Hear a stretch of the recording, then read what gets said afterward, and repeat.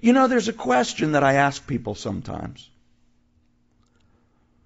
When I'm sharing with someone who doesn't know the Lord God Almighty through Jesus Christ, at least that's not evident, and we begin to talk about spiritual matters and talk about heaven and hell and eternal destiny in some context,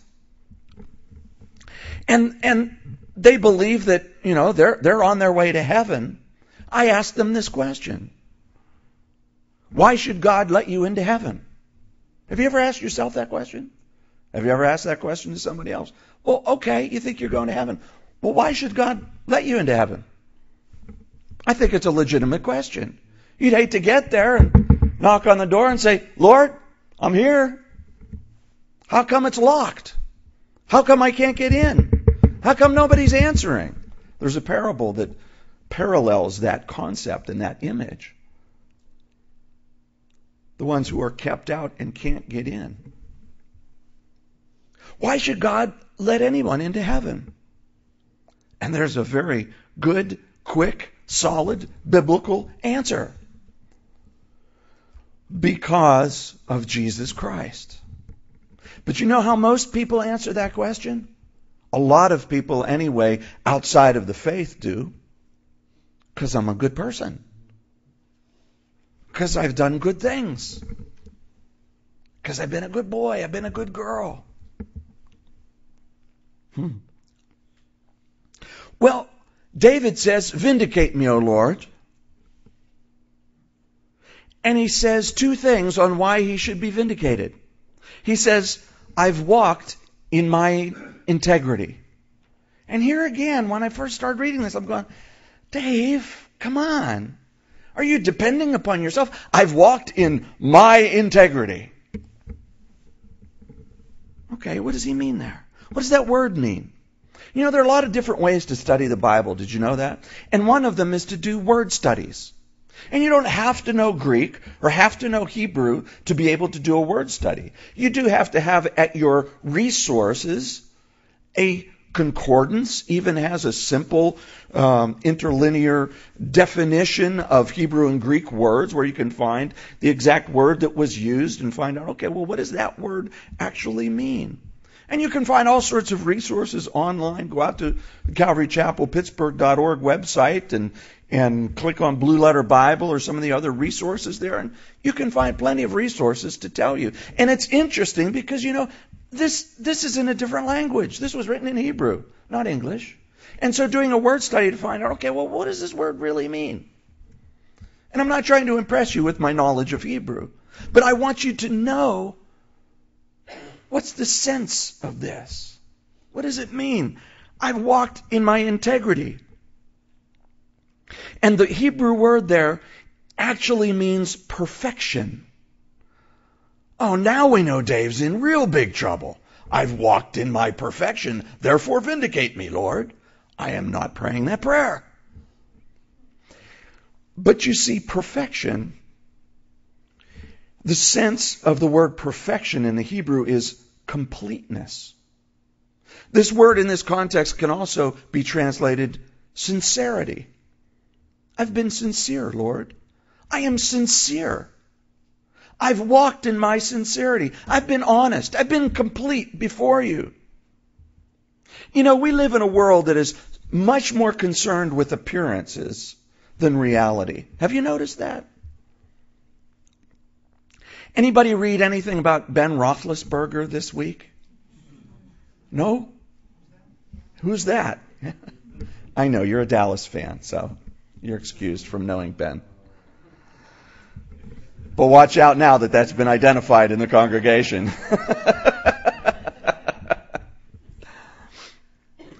Big Ben, as some of you may not know, though, if you see the news or read the paper at all, it's been on the front page all week. Ben has been, for the second time, accused of behavior that is pretty bad. And I didn't see this, but I read about it. His presentation when after the DA decided not to press charges, how he then finally responded to the public. And primarily it was all about, not admitting any guilt, but saying, gee, I'm sorry I made everybody else feel so bad. It was all about keeping his appearance, because he's supposed to be a model for all these, kids and people who look up to him. So sorry that I, tarnished the image a little bit. Doesn't sound much like an apology. Doesn't sound much like an admission of guilt, does it? How about Toyota? How many people drive a Toyota? Anybody? Wow. My wife Krista is out in California visiting with her family, and especially her mom, who was, as you know, very sick, but the Lord has touched her. And she said most of the members of her family are buying Toyotas right now because they're getting really good deals. I'm going, I'm not buying you a Toyota, Krista. I don't care if there's a good deal. I'm not doing it. But whether, there's a huge still problem with Toyota or not, how about the way they presented themselves before Congress, before the world, in their press releases and so forth? It's all about, well, we're really concerned with safety and we're really putting a lot of effort into making our cars safe. Oh, really? Then why do they suddenly take off? There's no, we're sorry that this has happened and we have recognized that there's a problem and we're going to fix it. It's more this, hey, we got to keep our corporate image looking really good because we don't want to lose the money that we're making. A lot of companies, when they're accused of something, they settle no contest. You know this term legally? No contest. And when a suit is settled, no contest, it means that the person who's being accused of something, or the company, is saying, we're not admitting that we really did that, but we'll pay the fine, or we'll pay the suit, or whatever. We'll settle this, but we're not admitting that we did anything wrong. You just know that there's something behind the curtain there that they don't want you to know about. And they don't want to be brought out in court. But the thing is, they want to continue on with the appearance of, hey, it was never proven in court that we did anything wrong. We never admitted to doing anything. Out of the goodness of our heart, we decided to give $1 million to this poor person who was hurt from our product or who was maligned by something that we did. But we didn't do anything wrong. They just think that happened, and we're so magnanimous, we're going to give out of the generosity of our heart. It's appearance.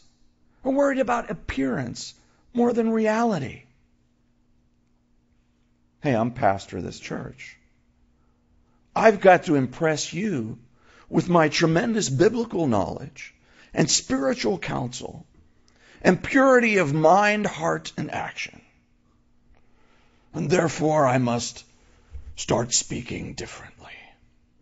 And maybe I'll start wearing different clothes than you do to set myself apart from you. I could get caught up in all that junk. Now, don't take this as a slam on other Christian traditions who do wear different vestments and so forth. I'm not saying that's wrong, but I could get into that attitude of separating myself from you. Well, at least I'm not as bad as all the people I preach to. Paul says it this way.